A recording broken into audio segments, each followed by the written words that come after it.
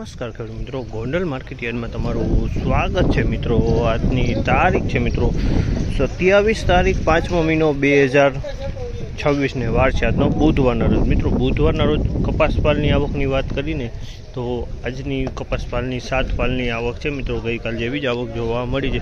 ભારેની આવકની વાત કરીએ તો 2 પિલરમાં ભારેની પણ આવક જોવા મળી રહી છે। હરાજીનું કામકાજ જો તમે જોઈશો, સૌથી પહેલા પાલમાં ચાલુ થઈ ગયું। તો ચાલો હરાજીમાં જાણસી કેવા રહે છે આજના કપાસના બજાર ભાવ। આ માહિતી તમને સારી લાગી તો અમારી ચેનલને લાઇક, શેર, સબસ્ક્રાઈબ કરવાનું ભૂલતા નહીં। વિડીયો સારો લાગ્યો હોય તો કમેન્ટ બોક્સમાં કમેન્ટ કરવાનું પણ ભૂલતા નહીં। તો ચાલો હરાજી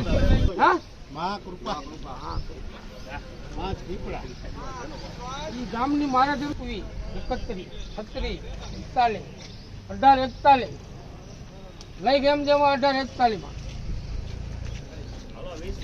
1841 રૂપિયાના ભાવ છે। અમાલના 1841 રૂપિયાનો ભાવ છે। જેને ક્વોલિટીની વાત કરીને તો ક્વોલિટી સારી છે। 1841 રૂપિયાના ભાવ છે।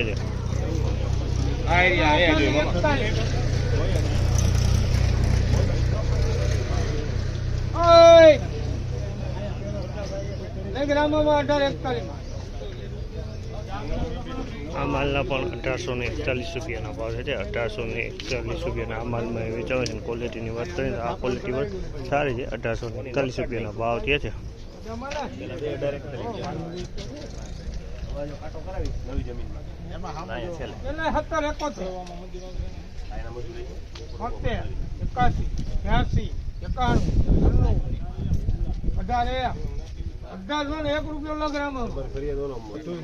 ₹1801 રૂપિયાના ભાવ છે। અમાલના 1801 રૂપિયાના ભાવ છે। ક્વોલિટીની વાત કરીએ તો ક્વોલિટી આ પણ થોડીક મીડિયમ ક્વોલિટી છે।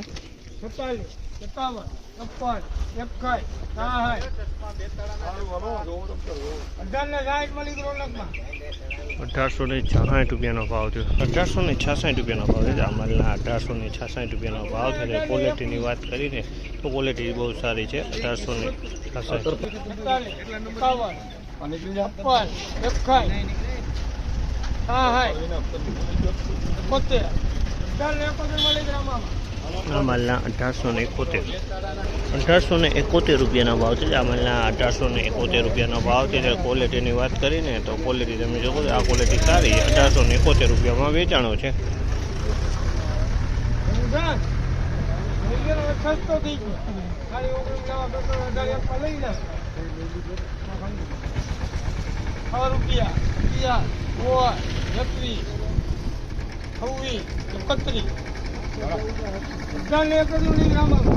₹1831 રૂપિયાનો ભાવ છે। આ માલના 1831 રૂપિયામાં વેચાણો છે। ક્વોલિટીની વાત કરીને તો થોડીક મીડિયમ ક્વોલિટી કહી શકાય। 1831 રૂપિયાના ભાવ થયા છે। આ માલના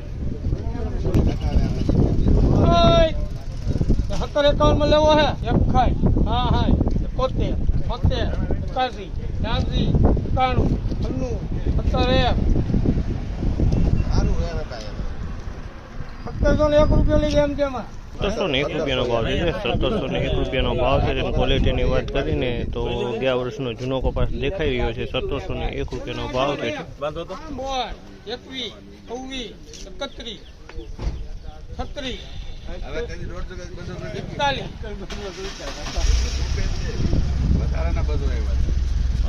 41 લઈ ગયા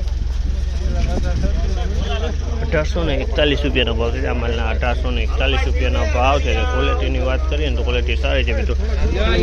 બજાર વિશે વાત કરી, તેજી મંદી વિશે વાત કરીને મિત્રો તો બજારમાં તો 3-4 દિવસમાં લગભગ 100 રૂપિયા આસપાસની મંદી જોવા મળી છે।